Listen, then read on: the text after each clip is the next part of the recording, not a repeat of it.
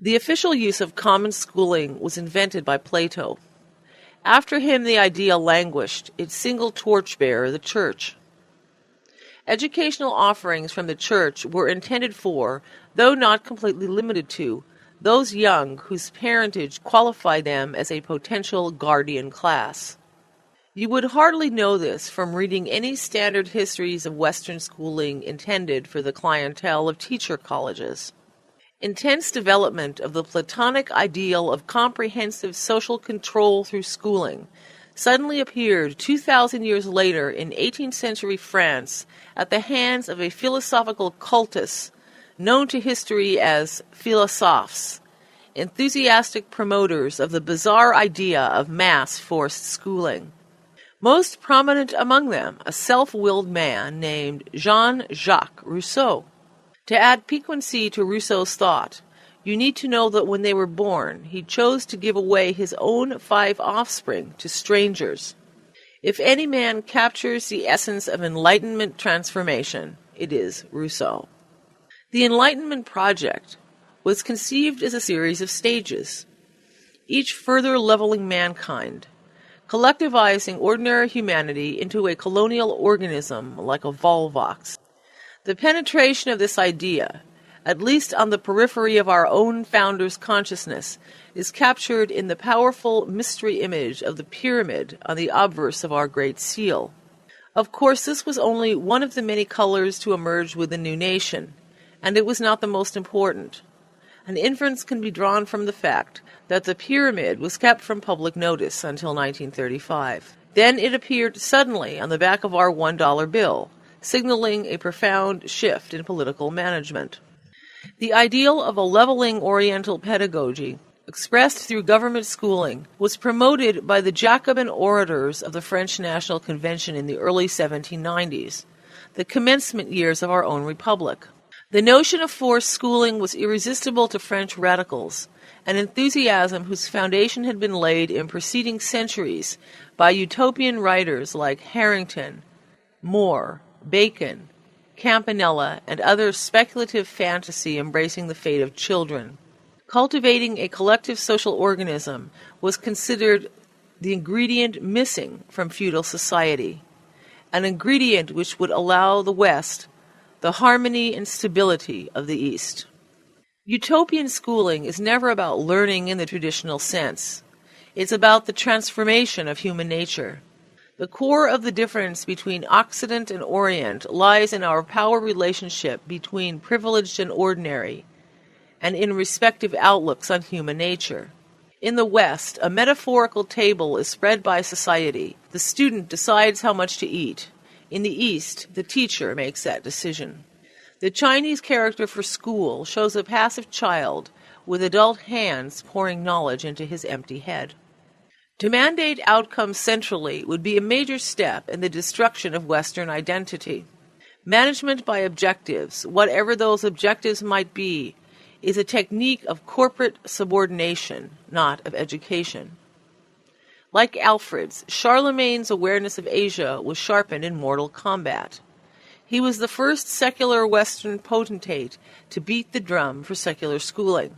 It was easy to ignore Plato's gloomy forecast that however attractive utopia appears in imagination, human nature will not live easily with the degree of synthetic constraint it requires. By the standards of the time, America was utopia already. No grinding poverty, no dangerous national enemies, no indigenous tradition beyond a general spirit of exuberant optimism, a belief that the land had been touched by destiny, a conviction Americans could accomplish anything. John Jay wrote to Jefferson in 1787, "The enterprise of our country is inconceivable. Inconceivable, that is, to the British, Germans, and French, who were accustomed to keeping the common population on a leash. Our colonial government was the creation of the Crown, of course, but soon a fantastic idea began to circulate, a belief that people might create or destroy governments at their will. The empty slate of the new republic made it vulnerable to advanced utopian thinking. While in England and Germany, temptation was great to develop and use Oriental social machinery to bend mass population into an instrument of elite will. In America, there was no hereditary order or traditional direction. We were a nation awash in literate, self-reliant men and women, the vast majority with an independent livelihood or ambitions toward getting one. Americans were inventors and technicians without precedent, entrepreneurs unlocked from traditional controls, dreamers, confidence men, flim-flam artists. There was never a social stew quite like it. The practical difficulties these circumstances posed to utopian governing would have been insuperable except for one seemingly strange source of enthusiasm for such an endeavor in the business community. That puzzle can be solved by considering how the promise of democracy was a frightening terra incognita to the men of substance. To look to men like Sam Adams or Tom Paine as directors of the future was like looking down the barrel of a loaded gun, at least to people of means. So the men who had begun the revolution were eased out by the men who ended it. As early as 1784, a concerted effort was made by the Boston business community to overthrow town meetings, replacing them with a professionally managed corporation. Joseph Barrell, a wealthy merchant, claimed that citizen safety could be enhanced this way, and besides, a great number of very respectable gentlemen wished it. Timothy Dwight, longtime president of Yale after 1795 and a pioneer in modern education, advocating science as a center of curriculum, fought a mighty battle against advancing democracy. Democracy was hardly the sort of experiment men of affairs would willingly submit their lives and fortunes to for very long. This tension explains much about how our romance with forced schooling came about. It was a way to stop democracy aborning, as Germany had done. Much ingenuity was expended on this problem in the early republic, particularly by so-called liberal Christian sects like Unitarians and Universalists. If you read relics of their debates preserved from select lyceums, private meetings at which such minutes were kept, journals, recollections of drawing-room conversations and club discussions, you will see that what was shaping up was an attempt to square the circle, to give the appearance that the new society was true to its founding promise, while at the same time a sound basis could be established for the meritorious to run things. Once again, the spirit of Sparta was alive with its ephors and its reliance on forced instruction. In discussion, speeches, sermons, editorials, experimental legislation, letters, diaries, and elsewhere, the ancient idea of mass forced schooling was called forth and mused upon.